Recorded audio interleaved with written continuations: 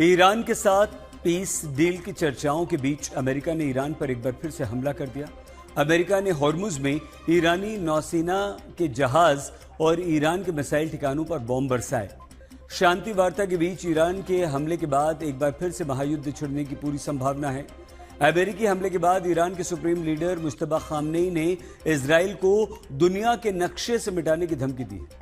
Iran की धमकी का मतलब है महायुद्ध हुआ तो अब की बार ईरानी बारूद का विध्वंसक कहर इजराइल पर टूटेगा।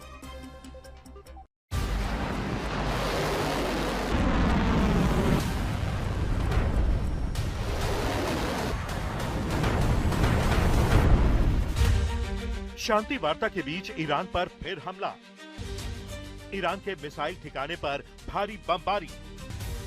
मुश्तबा ने खाई विध्वंसक बदले की कसम। दुनिया के नक्शे से इजराइल को मिटा देंगे।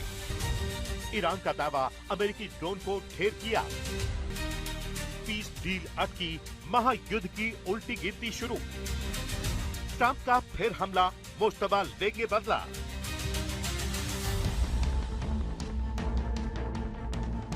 अभी ईरान और अमेरिका के बीच पीस डील पर बात बनती उससे पहले ही अमेरिकी राष्ट्रपति के आदेश पर ईरान पर एक बार फिर हमला शुरू हो गया। अमेरिकी सेना ने दक्षिणी ईरान के बंदर अब्बास में मिसाइल के ठिकानों पर बड़ा हमला किया। वहीं होर्मुज में माइंस बिछाने वाली ईरानी नौसेना की नाव पर भी हमला हुआ। हमला उस वक्त हुआ जब ईरानी वार्ताकार पीस डील पर चर्चा के लिए कतर में हैं और चंद घंटे पहले अमेरिकी राष्ट्रपति ने ईरान के साथ पीस डील पर सहमति बनने की उम्मीद जताई है। हालांकि ईरान पर हमले के बाद अमेरिकी सेना की तरफ से जारी किए गए बयान में कहा गया है कि ये हमले आत्मरक्षा में किए गए और उनका मकसद ईरानी बलों से सैनिकों को होने वाले खतरे से बचाना था। अमेरिकी सेना जारी युद्ध विराम के दौरान संयम बरतते हुए अपने सैनिकों की रक्षा करती रहेगी। हमले बंदर अब्बास के पास किए गए हैं। अमेरिकी सेंट्रल कमांड के मुताबिक यह हमला सेल्फ डिफेंस यानी आत्मरक्षा में की गई सैन्य कार्रवाई है।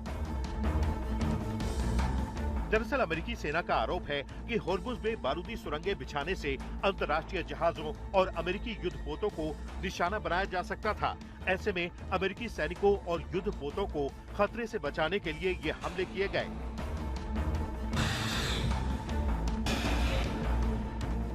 अमेरिकी हमले को ईरान ने इस युद्ध विराम का उल्लंघन बताते हुए जवाबी कार्रवाई की धमकी दी है।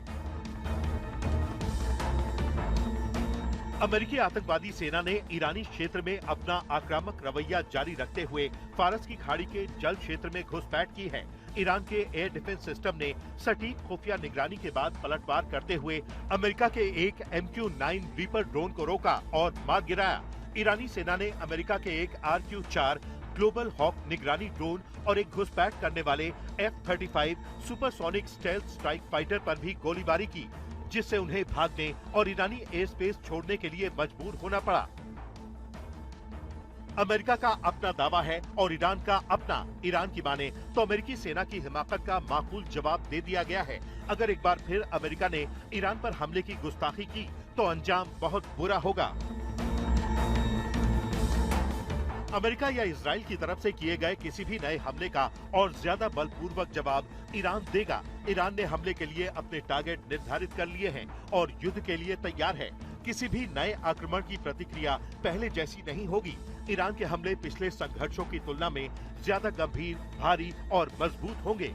ईरान ही होर्मुज को नियंत्रित करेगा। अगर युद्ध फिर से शुरू होता है और ईरान को अपने तेल का निर्यात करने से रोका जाता है तो इससे पूरे इलाके से तेल का निर्यात पूरी तरह रुक जाएगा। ईरान की हिट लिस्ट पर क्या है, ये ईरान के सुप्रीम लीडर मुश्तबा खामनेई ने बता दिया है। मुश्तबा ने धमकी देते हुए कहा है कि दुनिया के नक्शे से इजराइल का अस्तित्व मिटना तय है। ईरान की इस धमकी का मतलब यही है कि दोबारा युद्ध शुरू हुआ तो निशाने पर इजराइल होगा। संभव है कि इजराइल के खिलाफ ईरान अपनी विनाशकारी मिसाइलों का इस्तेमाल करे, जिसका इस्तेमाल अभी तक नहीं किया गया है। ईरान ने इजराइल को मिटाने की धमकी उस वक्त दी है जब अमेरिका ने दोबारा हमला किया और इजराइल के प्रधानमंत्री नेतन्याहू ने लेबनान से हिजबुल्लाह के खिलाफ बड़े सैन्य ऑपरेशन का ऐलान किया है।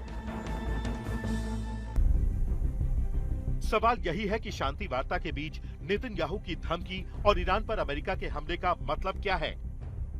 डिफेंस एक्सपर्ट मानते हैं कि ईरान पर दबाव बनाने के लिए ट्रंप नए-नए हथकंडे अपना रहे हैं।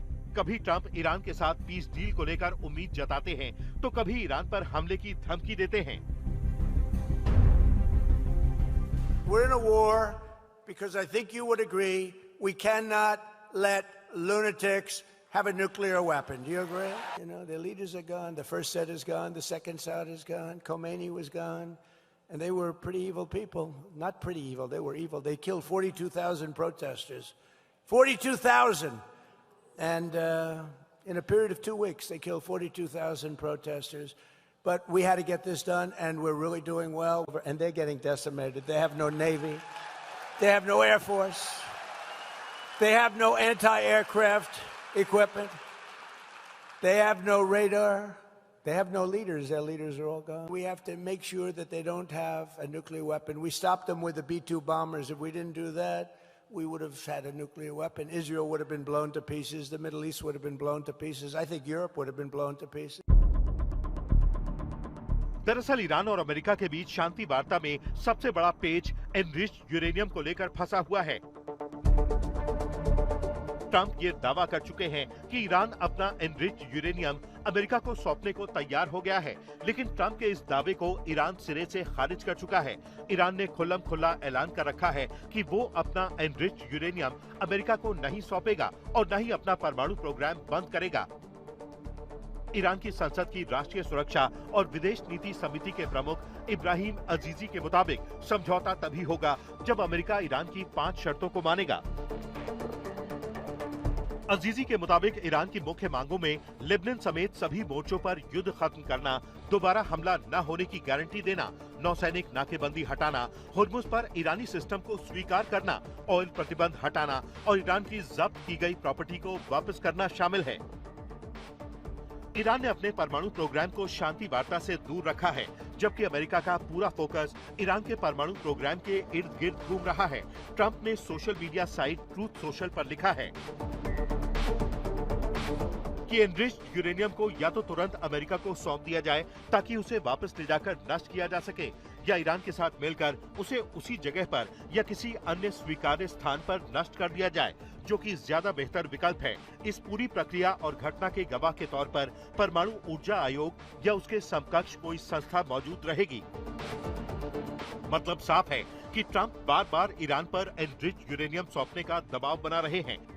ट्रंप का मकसद ईरान को उसके एनरिच्ड यूरेनियम से परमाणु हथियार बनाने से रोकना है, जबकि ईरान इससे इनकार करता रहा है। दोनों मुल्कों के बीच शांति वार्ता इसी मुद्दे पर अटकी हुई है।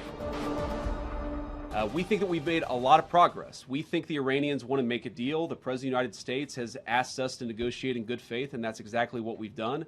So we're in a pretty good spot here, but there's an option B. And the option B is that we could restart the military campaign to continue to prosecute the case, to continue to try to achieve America's objectives. And we could talk a little bit about what that looks like, but that's not what the President wants, and I don't think it's what the Iranians want either. America के विदेश मंत्री मानते हैं कि Iran के साथ या तो अच्छी पीस डील होगी या फिर कोई डील नहीं होगी।